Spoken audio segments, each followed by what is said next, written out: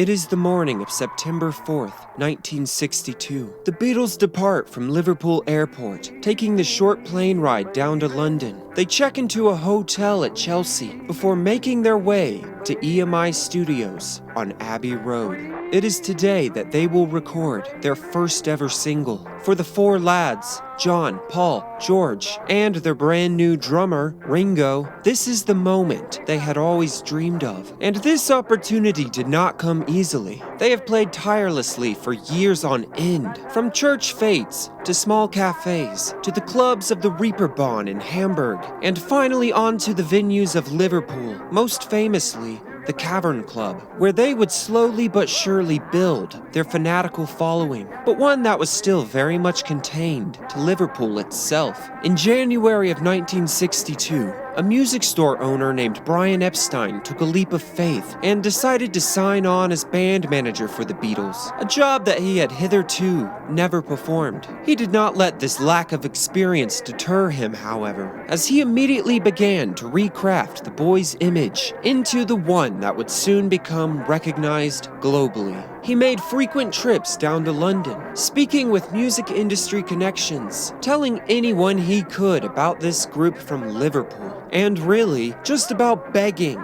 for somebody to give them a shot. Well, on one fateful day, Brian would find himself before the man who would, a music producer named George Martin. He himself, on hearing the Beatles for the very first time, would recall, "There was something tangible that made me want to hear more, meet them, and see what they could do. I thought as I listened, well, there just might be something here. I did not do handstands against the wall and say, 'This is the greatest thing ever.' I simply thought it was worth a shot. And well, here it was. They first came into EMI Studios around 2 p.m., where they were to rehearse for several hours before recording began. They would repeatedly run through a set of 6 songs: Love Me Do, Tip of My Tongue, Ask Me Why, Please Please Me, P.S. I Love You, and then finally, How Do You Do It, the only non-original, and the song that initially George Martin pushed to be the A-side for the Beatles' first single.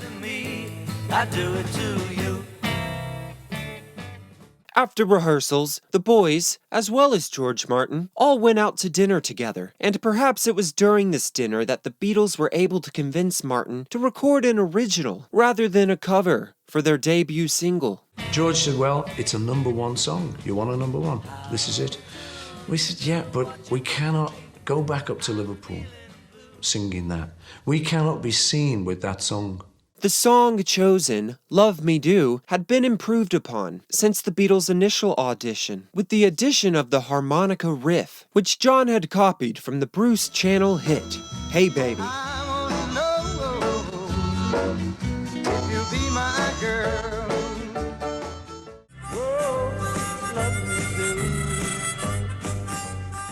For the B-side, Martin settled on P.S. I Love You, impressed by the song's harmonies and its somewhat unique switching back and forth between major and minor chords. Still, having the song rehearsed, the Beatles did record a couple of takes of How Do You Do It before launching into Love Me Do, which leads us to the following. As you may recall, at the end of the Beatles' last audition, George Martin pulled Brian Epstein and told him that their drummer, at that point still Pete Best, was not up to par, and that if he brought them back in, he intended to record with a session drummer. Well, Martin had no idea that Pete had been replaced, nor did he have any indication of Ringo's drumming ability. This was not known to Ringo until he had arrived at the session. I'd already booked Andy White, and I told Brian Epstein I was going to do this.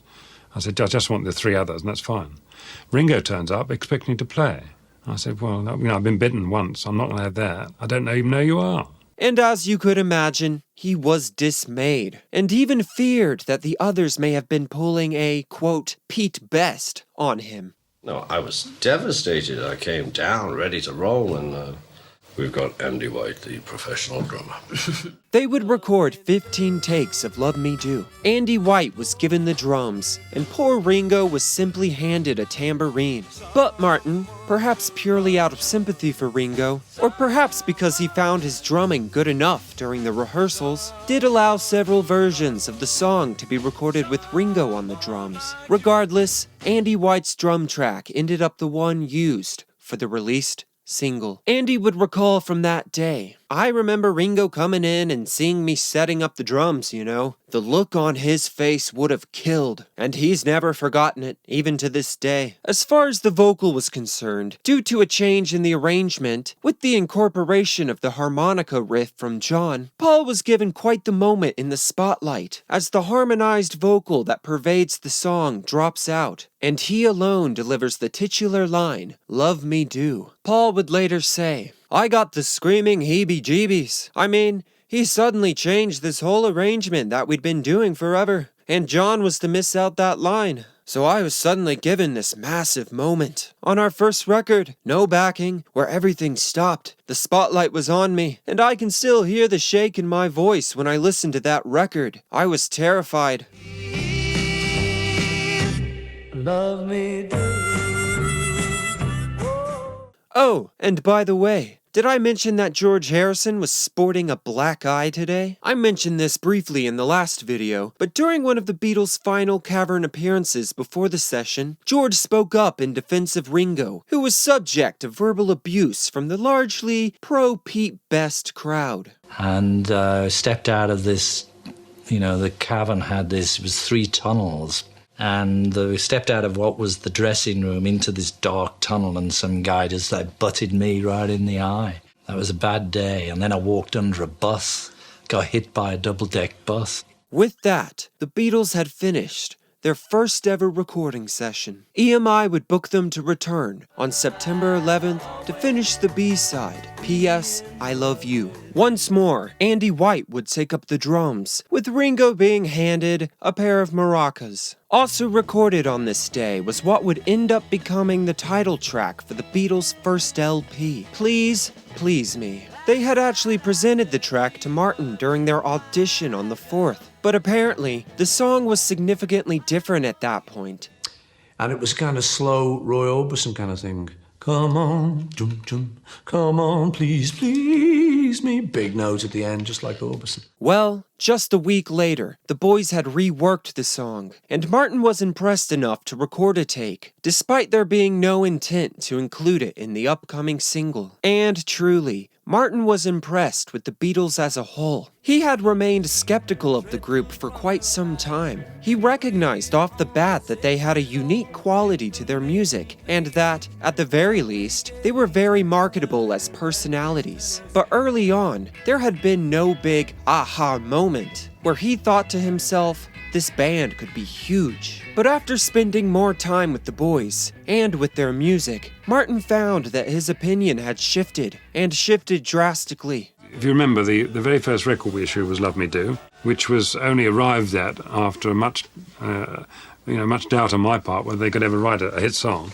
From that moment onwards, they blossomed. They became wonderful songwriters. As the Beatles returned to Liverpool and began gigging once more, excited but still unsure, Martin would attend the monthly meeting conducted by the higher-ups at EMI, where each label head would present their upcoming releases for the next month. Martin, who up until that point had mostly produced comedy albums, was assumed to be doing the same when he excitedly announced that Parlophone would be putting out a single from a Liverpool act named The Beatles. "I told them, I am serious. This is a great group, and we're going to hear a lot from them." But nobody took much notice. Brian Epstein and the Beatles would sign a 5-year contract, tying them to Parlophone and EMI for the next 5 years. The single was slated to release on October 5th. Until then, all the Beatles could do was wait and see what happened. On October 1st, the Beatles would sign a brand new management contract with Brian Epstein, seeing as Ringo had replaced Pete Best. And with Brian, having proven his worth as the band's manager, having his percentage of the earnings increased from 15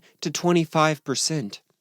We come to the big day. The Beatles' first ever single is finally here. And Brian, determined to make the release a success, would himself buy 10,000 copies of the single from Parlophone, a number he had been told would ensure a top 20 hit. And everybody down south thought, he's buying them himself, or he's just fiddling the charts, you know. But he wasn't. And it eventually was, reaching number 17 on the charts in December, despite EMI themselves taking hardly no action to promote the single. They didn't plug the single to the trade press, nor BBC, and newspaper publicity was limited to a single promotional handout. The single would sell well in Liverpool, but still, most of the 10,000 copies Brian had purchased sat in the back room of the NIMS shop. Still, with the dutiful efforts of Brian, the Beatles slowly began to attain relevance outside of Liverpool. BBC Light program, the station on which the Beatles had previously appeared, for a couple of appearances for the program Teenager's Turn, gave Love Me Do a few scattered plays. Brian had a radio producer friend who worked for the hugely popular two-way Family Favorites, which played record requests for British forces overseas. After repeated nagging from Brian, his friend finally put the song on the playlist. On October 12th, at the New Brighton Tower Ballroom, the Beatles would play the show of their lives up until that point, as they were to play the bill alongside one of their greatest icons, Little Richard. While they were initially too nervous to even ask Richard for a photo, they quickly built a rapport, and Richard would later claim, "The Beatles was my group, I taught them everything they knew." To receive that level of support from someone they so greatly admired was a transcendent experience for the band. The Beatles had done well enough. A second recording session was marked down for November 26th. They were recording artist under contract. By all accounts, they had made it. But little did they realize that in just 3 months' time, they would become one of the most popular acts in Britain. On October 27th, the Beatles conducted their first ever radio interview. And in this interview, they briefly talked about their prior and upcoming guest appearances in Hamburg. Well, you say you're going away. That leads us on to another question now. Where are you going? Germany, Hamburg. Mm-hmm. There. Now, you have 2 weeks. standing engagements over there, haven't you? Well, the boys have been there quite a lot, you know, and I've been there with other groups, but this is the first time I've been there with the Beatles.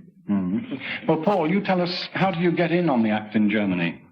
Well, it was all through an old agent. We first went there for a fellow who used to manage us, and Mr. Alan Williams of the Jacaranda Club in Liverpool. Yeah. And he found the engagement, so we sort of went there, and then went under our own steam, as they say, afterwards, you know. Mm-hmm. And we've just been going backwards and forwards and backwards and forwards. I bring this up because it is often depicted or told that the Beatles traveled to Hamburg in 1960 as rowdy teenagers, took lots of drugs, had lots of sex, then returned to Liverpool and began their ascension. And yes, in a sense, this is true, but Beatle documentaries like the anthology series often failed to communicate that the Beatles took 5 different trips to Hamburg. What began as a formative experience for the band became just another gig. Still, there was an escapist aspect to the trips. Ringo would recall of this appearance. "We were only 22, and we still loved the Preludins, and we still liked to drink, and we could get away with anything as long as we went on and played. The only thing that Germans wouldn't tolerate was your not going on stage. And you could go on, and we did, in several states of mind." In Hamburg, they would once again share the stage with Little Richard, and Little Richard had a very young man in his backing group, a name you might recognize, Billy Preston, who was just 16 years old at the time, and by all accounts, as prodigious as you'd expect. The Beatles would spend 2 weeks in Hamburg before returning to Liverpool. It is now November 26th. The Beatles arrive at EMI Studios at 6 p.m. to record their next single, Please Please Me. The only issue was the length of the song, as this initial playthrough lasted barely over a minute. Martin remedied this by having John play a harmonica intro, and by adding one additional repeat of the chorus at the end of the song. The Beatles would record 18 takes of Please Please Me, but the first take was so electric, so full of energy, that despite a couple of flubbed lines by the Beatles, Martin declared that this take was the one to be released. Why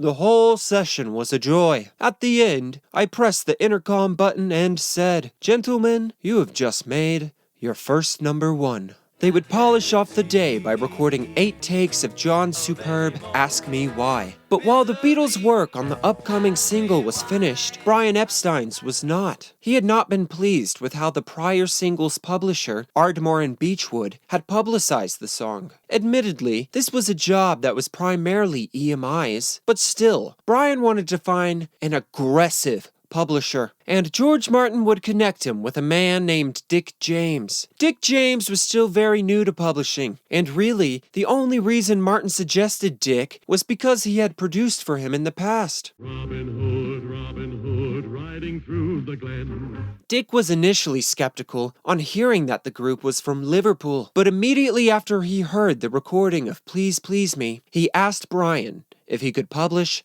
the single. Brian asked what Dick thought he could do for the Beatles that EMI's publicity department had not done already. So Dick simply picked up the telephone and called his friend Philip Jones, the producer of the Saturday night television pop show Thank Your Lucky Stars. Dick put Please Please Me on his record player and held the telephone receiver near to it so that Jones could take a listen. Jones liked the track, and just like that, he agreed to have the Beatles on the program. "Now," Dick said, "can I publish the song?" This relationship would eventually result in the formation of the publishing company, Northern Songs, and, far more famously, the Lennon-McCartney songwriting label. For a songwriting duo to be this legally intertwined was incredibly rare, but then again, so was the manner in which John and Paul wrote music. Please Please Me the single was slated for release in January of 1963. In the meantime, the Beatles were again obligated to return to Hamburg in what would be their last ever appearance there. There's not much of note to say here, except for perhaps the Christmas dinner they enjoyed along with the Dominoes. They ate at the Seaman's Mission, the restaurant that was basically the Beatles' second home in Hamburg. John Franklin of the Dominoes would recall, "The minister attached to the mission said, 'Would anyone like to say grace?' And George, in his wonderful deadpan way, said, 'Yes, thank Christ for the soup.' The minister said, 'Any more of that, and you're all out.' We ate steaks, and we found out later that they were horse steaks. We'd eaten a horse for Christmas." On January 1st of 1962, the Beatles traveled to their audition with Decca Records, an audition that led to a definitive and biting rejection. As they entered 1963, they had a top 20 hit with Love Me Do, consistent radio and television show appearances, and on January 11th would come the release of the song that George Martin declared would be their first #1 hit. And right away, Please Please Me garnered praise and recognition throughout the music press. New Musical Express wrote that Please Please Me was a really enjoyable platter, full of vigor and vitality. The World's Fair thought that the Beatles had every chance of becoming the big star attraction of 1963. Brian Matthew, the country's most influential commentator on pop music, delivered the ultimate accolade, writing that, musically and visually, the most accomplished group to emerge since the Shadows. By the end of January, the song had entered the top 10 and continued to rise.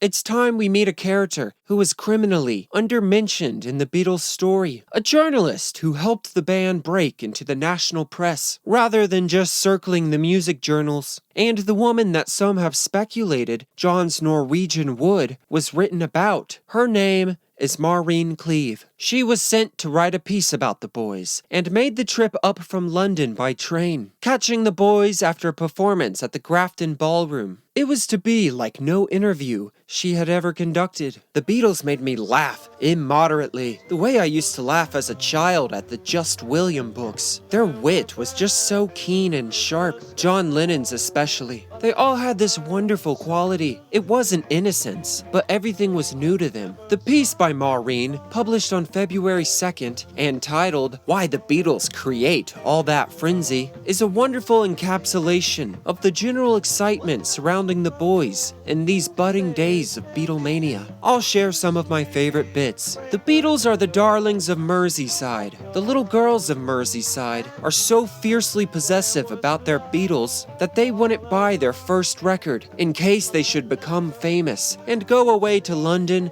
and leave them. Fortunately, others did buy it, and now they are buying the second one, Please Please Me, at the rate of $50,000 a week. They are a vocal instrumental group, 3 guitars and drums, and they don't sound a bit like the Shadows, or anybody else for that matter. John Lennon has an upper lip which is brutal in a devastating way. George Harrison is handsome, whimsical, and untidy. Paul McCartney has a round baby face, while Ringo is ugly, but cute. Their physical appearance, said my friend, who is a Liverpool housewife, inspires frenzy. They look beat up and depraved, in the nicest way possible. They are considered intelligent. 3 of them went to grammar school, and John Lennon had more education at the Liverpool College of Art. It helps being intelligent, I suppose. Though, on second thoughts, I'd rather be thick and rich than bright and otherwise. We all want to get rich so we can retire. We don't want to go straight or get to be all-round entertainers. We don't really bother about what we do on stage or on television for that matter. We practice what we call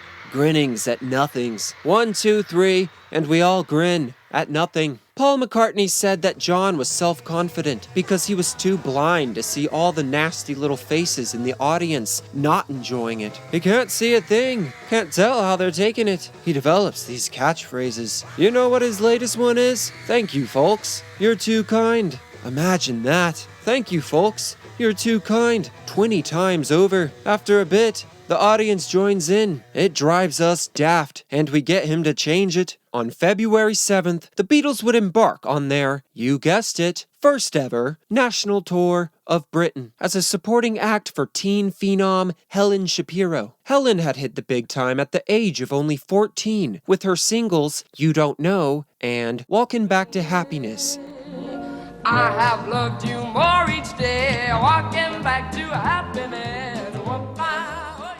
Topping the charts back to back. At the age of 15, she was voted Britain's top female singer. When the Beatles began touring with her, she was only 16, and still undoubtedly the more popular of the two. Helen would recall of the Beatles. John would never sit still. None of them could. They'd always be writing songs, or fooling about, or practicing their autographs. Paul, I remember, used to practice his a lot. They didn't have any giveaway photographs of themselves, so they used to practice signing across pictures of me. Paul was the PR. He was the one who came up to me on the tour and said, very nervous, we've written this song. We'd wonder if you'd like to do it. It was Misery.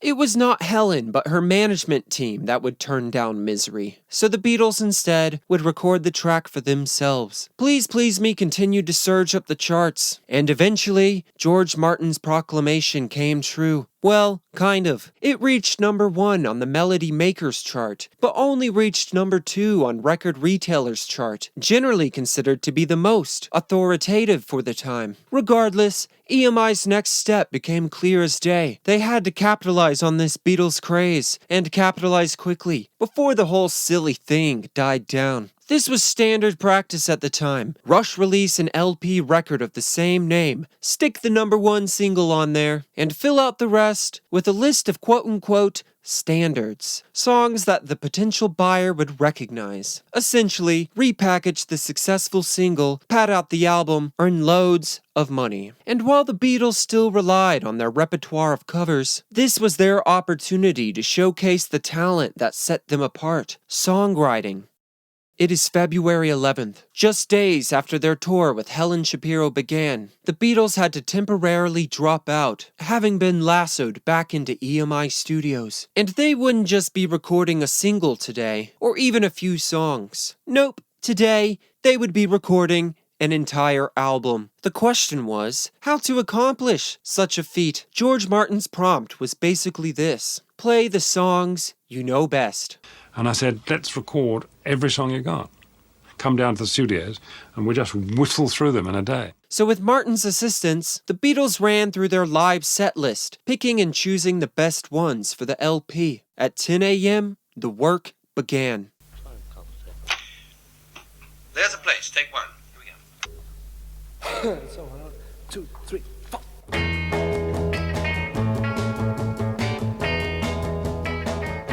There's a Place is a surprisingly mature song. One of the more significant dividing lines we as Beatles fans use to discern between their early and later songwriting is the subject matter, specifically that concerning romance, love. It is not a slight to say, in the beginning, the Beatles had their songwriting down to a formula, and that they knew their audience. This is something they've spoke about many times, about writing their teeny bop love songs in such a way so as to speak to their adoring fan base. And this song does still, very briefly touch upon that, but as a whole, the song, primarily written by John, speaks to a sense of insecurity, of escaping into one's mind for comfort. Everything that John's songwriting would become known for was there at the very beginning. We are getting more into personal interpretation here, but I am struck by the sense of naivete and innocence in the verses that then drops away into a moodier, Motown-influenced bridge, where the boys' harmonies reflect a shade of sadness.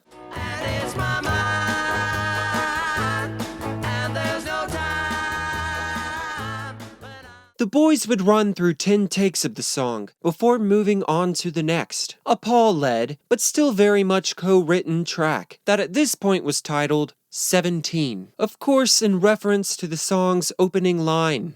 Well, she was just 17, you know what I mean.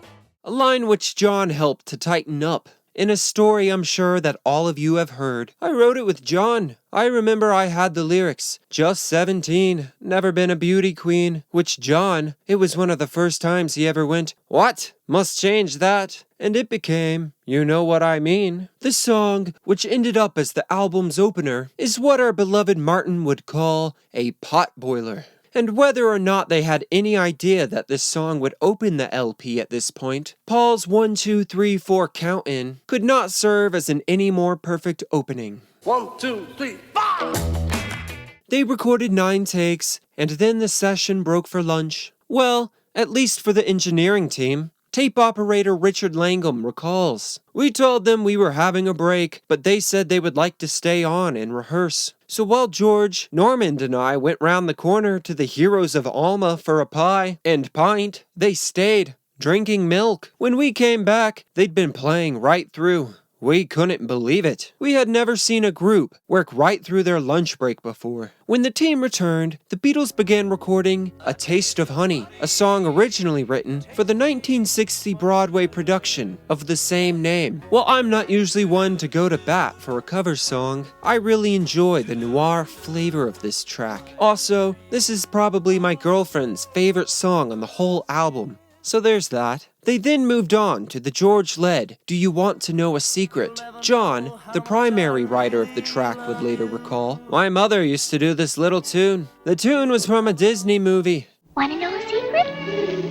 Promise not to tell?" So I had this sort of thing in my head, and I wrote it and just gave it to George to sing. I thought it would be a good vehicle for him, because it had only 3 notes, and he wasn't the best singer in the world. He has improved a lot since then. But in those days, his ability was very poor. And while it may be far from a pitch-perfect performance, I have always found George's delivery very charming. I'm in love with you.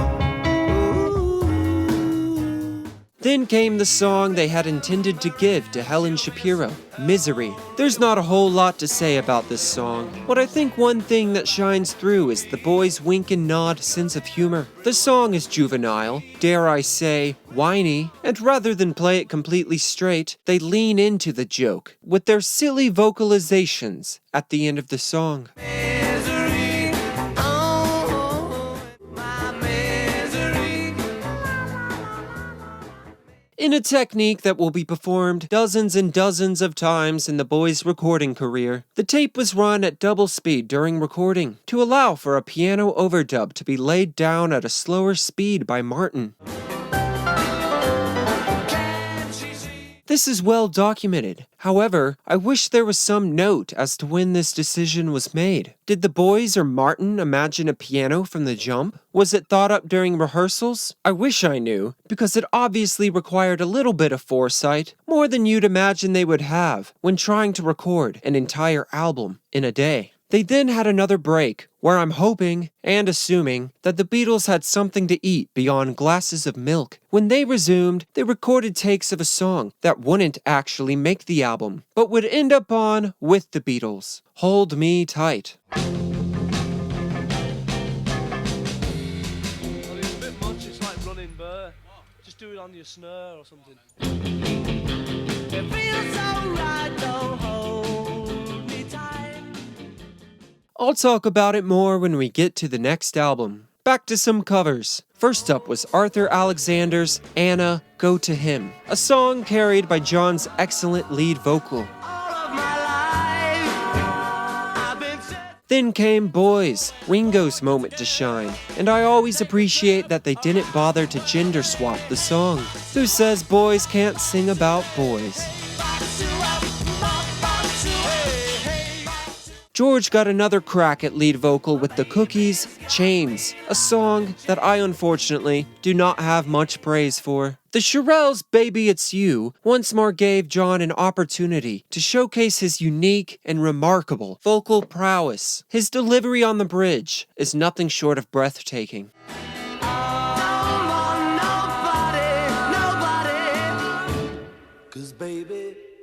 It was now 10 p.m., the time at which EMI usually closed down for the night, but the Beatles still needed to record one more track to close the LP off. After some discussion, the Beatles and the team decided that the song to close the album would be the Isley Brothers' Twist and Shout, the very same song that the Beatles had been playing to close off their live performances.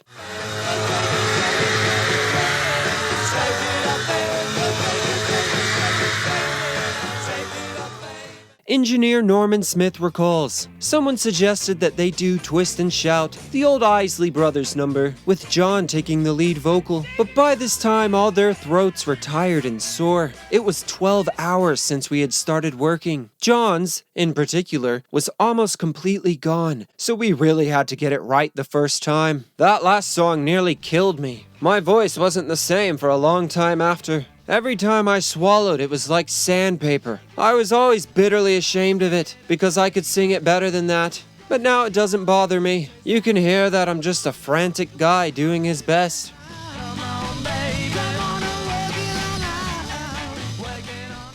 John's voice being as far gone as it was, they only recorded 2 takes of the song, with that very first take ending up the one used. By the time he recorded that second attempt, his voice was totally gone. At the end of the day, despite the late hour, the Beatles joined the engineers in the control room, and together they all listened to the recordings. And everyone present knew that they had witnessed and heard something truly special. And it is only fitting for an album recorded in one day that the album cover itself be completed at an equivalent speed. The cover was shot on February 16th at the EMI House building. George Martin recalled, "We rang up the legendary theater photographer Angus McBean, and bingo, he came round and did it there and then. It was done in an almighty rush, like the music." Let's hear from Angus. "As I went into the door, I was in the staircase. Well, someone looked over the banister. I asked if the boys were in the building, and the answer was yes. Well, I said, get them to look over, and I will take them from here. I only had my ordinary portrait lens, so to get the picture, I had to lie flat on my back in the entrance. I took some shots, and I said, that'll do." A quick tidbit, initially George Martin, as an honorary fellow of the Zoological Society of London, wanted to have the Beatles pose outside the insect house for the cover. However, the Society turned down Martin's offer. I like to think there is some bizarro reality where this cover exists. Who knows what sort of butterfly effect it could have triggered. When the Beatles began their tour of Britain, they were merely a supporting act. Now, with Please Please Me sitting squarely at number 1 or number 2, they were the main attraction. Each night would close with the performance of Twist and Shout. Shapiro was really embarrassing because we were quite happy just to be on the first nationwide tour of the proper theatres. But it was embarrassing because I think Please Please Me got to #1 right while we were on the road. And all the people coming to the show and in the concert were just waiting for the Beatles, and it was kind of embarrassing. And yet, still they made time for the Cavern. A line began to form outside the club 2 days before their scheduled appearance on February 19th. And painfully, on the day of the show, they would be playing the bill alongside the All-Stars, whose drummer was Pete Best. It would be the last time that they ever cross paths. The Beatles rejoined Helen Shapiro's tour, and on February 28th, following a performance at the Granada Cinema, Shrewsbury, John and Paul would begin a practice that would become a habit in their incredibly hectic touring days, sitting across from each other in the coach or in a hotel room after the show, and writing music. In the early days, we'd make a record in 12 hours or something, and they'd want a single every 3 months, and we'd have to be writing it literally in the hotel or in a van.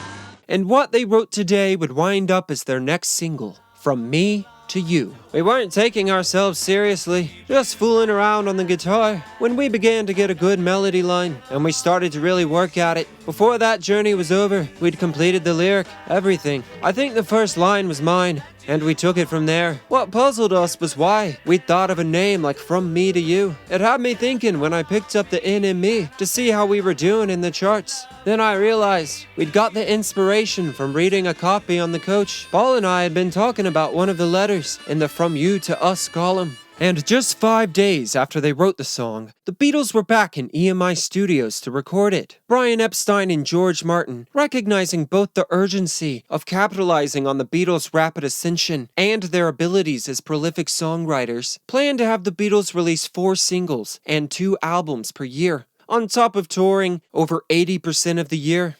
Talk about pressure. While From Me to You may not sound too different on its face from many of the Beatles' early tracks, it has been a song that Paul has long credited as a demonstration of their growth as songwriters. So we were just trying to improve all the time, and we'd listen to something that somebody else had done, and we'd just try and beat it a bit. We'd try and beat what we were doing. I mean, by the time we got to something like From Me to You, it was nice because I remember being very pleased with the chord in the middle, which was different from what we'd been. It was anything that you want. Then he went, arms that long to hold you, keep you down, just that arms that long going to that minor chord there was like, ooh, this is something we hadn't done before. They recorded 7 takes of the song. Take 1. Go on.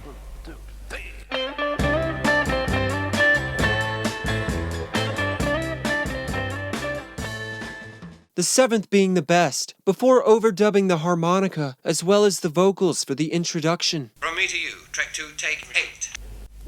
Go on. Up next was the throwaway Thank You Girl. Thank you, little girl, take 1.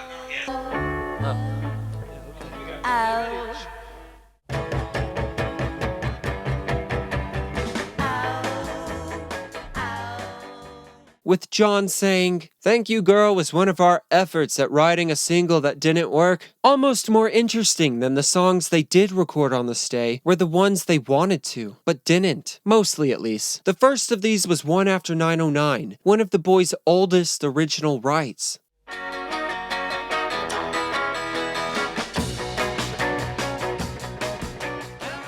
And a song that would be given new life on Let It Be.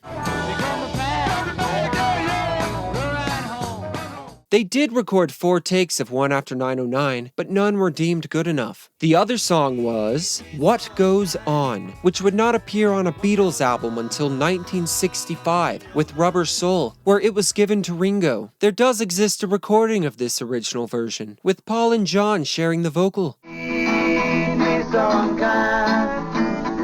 What goes on in your heart?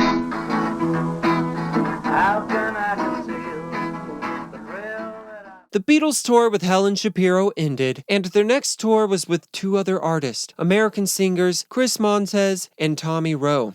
Immediately, just as had been the case with Helen, it became clear that Montez and Rowe, despite being given top billing, were not the acts in high demand. George Harrison recalls, "In March, we toured with Tommy Rowe and Chris Montez, who were supposed to share equal top billing. Chris Montez had a big hit, Let's Dance. And Tommy Rowe had Sheila. Sweet little Sheila, you'll know her if you see her." The Beatles were getting more and more popular. Unfortunately for Tommy and Chris, Barking in London was the opening night of the tour, and there was a big huddled meeting after the show, because Arthur Howes, the promoter, said the Beatles had better close the first half. I think Chris Montez was closing the end of the performance, and Tommy Rowe the end of the first half. We said, no, Tommy and Chris close, because they still sounded like big names to us. I remember Tommy Rowe getting all uptight, saying, "I'm contracted, and I'm going to leave if I don't close the show." But the audience's reaction made the decision easy. The Beatles were to close the show, and from this point on, they did.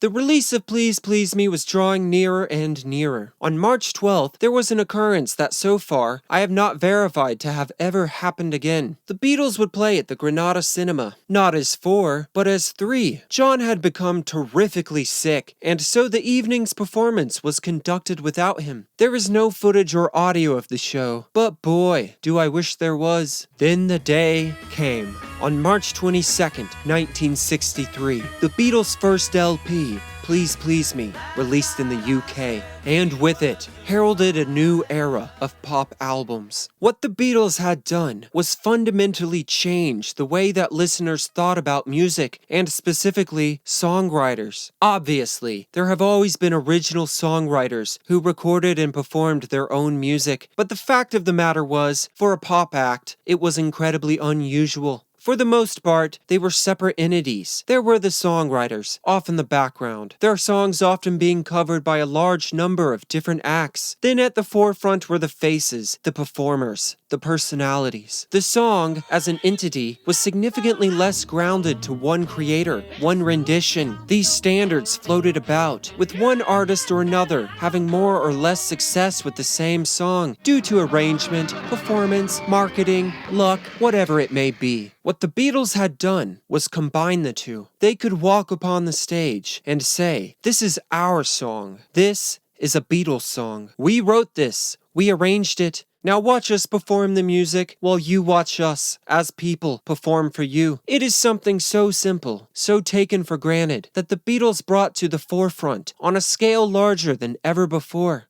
At least as far as modern popular music is concerned. By the time we arrived to April, Please Please Me would surge to #1. It would end up staying there for 30 weeks, until another album, one we will be discussing very soon, knocked it off its spot. Please Please Me is a brilliant album. It is flawed, yes, reliant on covers, and the boys' songwriting abilities still need some time to mature, but the essence of the music, the joy, the energy, its perfect encapsulation of what made the Beatles different, what made them unique, resulted in a piece of work that both rocked the world it came into, and one that has remained relevant and important to this day. And the Beatles were just getting started.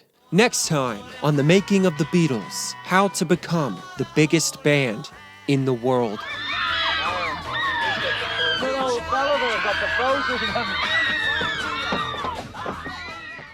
Thank you so much for watching. If you enjoyed this video and feel like it, give it a like. And if you want to see more videos like this and watch all the videos I have done, consider subscribing. I have a playlist with all the videos I've made, sorted in chronological order. I also have a Patreon. You will get videos there weeks early, and it only costs $1 to do so. It's a way to help support me, and it's an enormous help. But with that, again, thank you for watching. Until next time.